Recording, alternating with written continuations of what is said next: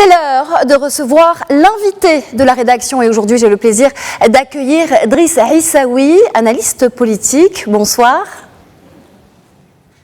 Bonsoir. Alors, focus ce soir sur les premières licences de pêche accordées aux bateaux européens dans les eaux marocaines.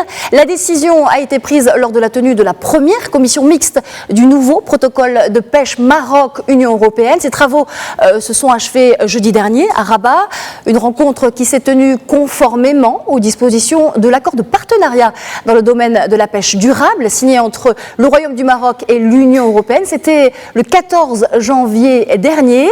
Nouveautés, modalités pratiques, aspects techniques ou encore contreparties pour le Maroc, ce sont les axes majeurs que nous allons aborder avec vous, Driss Aissaoui. On va commencer avec ces bateaux européens qui sont donc autorisés à partir de cette semaine à pêcher dans les eaux marocaines. Rappelez-nous le contexte qui a été à l'origine de cet accord du 14 janvier, une importante avancée dans les relations Maroc-Union européenne. Mais vous avez raison, c'est un accord qui a pris le temps qu'il fallait d'ailleurs pour les négociations entre les deux parties. Ça a pris beaucoup de temps parce qu'il y avait beaucoup d'aspects aussi bien environnementaux, économiques, techniques, politiques aussi, et qui ont fait en sorte que cet accord a été longuement et de manière très raisonnée, réfléchie entre les deux parties. Et aujourd'hui, on est en train d'assister à la mise en œuvre effective de ces prédispositions, à savoir, disons, l'octroi de licences pour quelques 128 bateaux de pêche européens qui devront opérer sur les eaux marocaines. Alors, combien de bateaux européens exactement pourront-ils opérer dans les eaux marocaines conformément à cet accord de pêche et surtout, dans quelles conditions, Driss Aissaoui ? Alors en fait, je viens de vous le dire, il s'agit exactement de 128 bateaux et pas plus parce que l'accord prévoit des pénalités en cas de dépassement et des quotas et du nombre de bateaux. Les redevances sont même augmentées, passant de 5% à 15%. Il y a également un certain nombre de conditions liées à la durabilité des pêcheries, parce que le Maroc, depuis un moment, a mis en place une stratégie nationale de préservation de la ressource halieutique. Je pense que cette réflexion a été partagée avec la partie européenne et il fallait absolument respecter cela. Il faut savoir que l'accord de pêche, il a une envergure territoriale allant du nord de Cap Spartel jusqu'au Cap Blanc au sud. Donc pratiquement, disons toute la côte atlantique.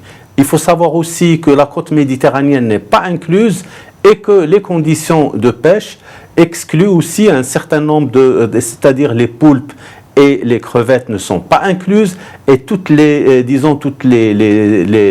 espèces pêchées par les bateaux marocains, surtout la pêche côtière, ne sont pas inclus dans cet accord. Donc en fin de compte, il s'agit d'un accord très équilibré, gagnant-gagnant entre le Maroc et l'Union européenne et qui a permis au Maroc d'avoir un gain sur un certain nombre de conditions très favorables en ce qui concerne le développement de ce secteur à moyen et long terme.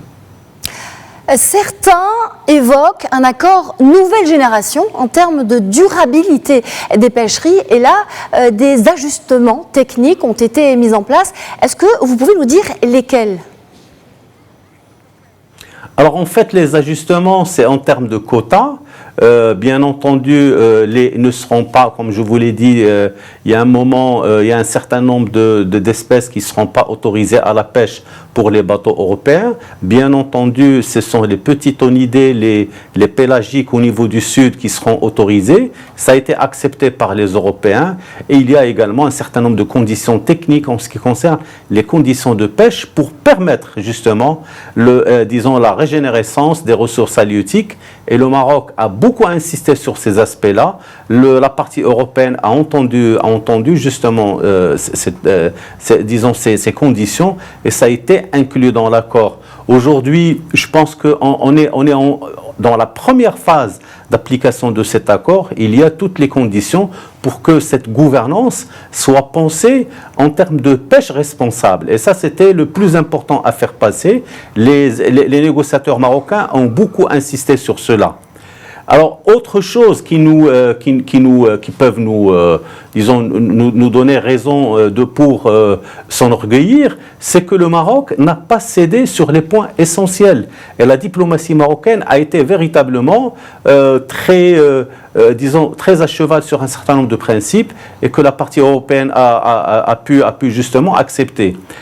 Je voudrais signaler autre chose, c'est que cet accord n'est pas venu dans toute la facilité que l'on pourrait imaginer. Il y a eu bien entendu des escarmouches de la part des ennemis de l'intégrité territoriale, en arguant toutes les fois un certain nombre d'arguments qui n'ont pas été retenus. Et aujourd'hui, nous voyons bien que le Maroc a pu conclure un accord de grande envergure avec l'Union européenne qui inclut les provinces sahariennes et qui, en fait, reconnaît toute la souveraineté du Maroc sur ses eaux territoriales complètes et ne sont pas amoindries. Alors, il y a également le fait de réfléchir à l'avenir. Un avenir, le Maroc, c'est-à-dire toute la contrepartie, les 77 millions d'euros que le Maroc, qui viennent en augmentation de la contrepartie ancienne. Le Maroc va l'employer au développement du secteur de la pêche côtière et surtout les conditions socio-économiques des pêcheurs, que ce soit dans les provinces du Sud ou dans les autres provinces du Royaume. On va précisément l'aborder maintenant, si vous voulez bien, Driss Hissaoui. Vous disiez que le Maroc n'a pas cédé sur des points essentiels. Qu'en est-il véritablement à présent des contreparties financières concédées par l'Union européenne et du cadre global de gouvernance de cet accord? Dans quelle mesure sont-ils un véritable plus pour le Maroc?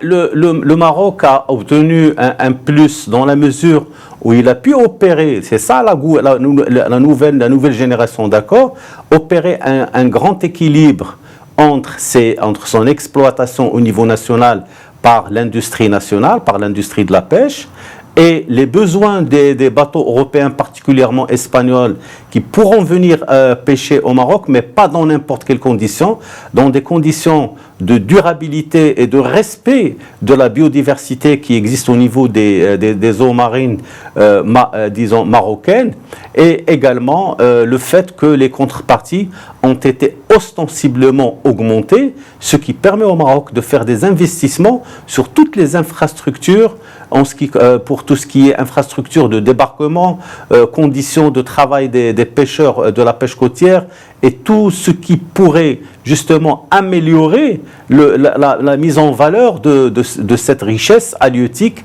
qui est une richesse stratégique et qui fait partie intégrante de la sécurité alimentaire de notre pays. Et je pense que tout cela a été fait en bonne intelligence avec la partie européenne qui a, malgré tout ce que je vous ai dit comme étant des tentatives d'écarter cet accord de sa destination finale, mais finalement la raison l'a emporté et le Maroc aujourd'hui peut être fier d'avoir conclu un accord très équilibré en sa faveur et aussi en faveur des pêcheurs espagnols européens pour qui cette activité est plus que cruciale pour ces pêcheurs-là. Un accord en bonne intelligence, ce sera le mot de la fin. Merci Driss Hissaoui. Je rappelle que vous êtes analyste politique et que vous étiez en direct avec nous depuis Rabat.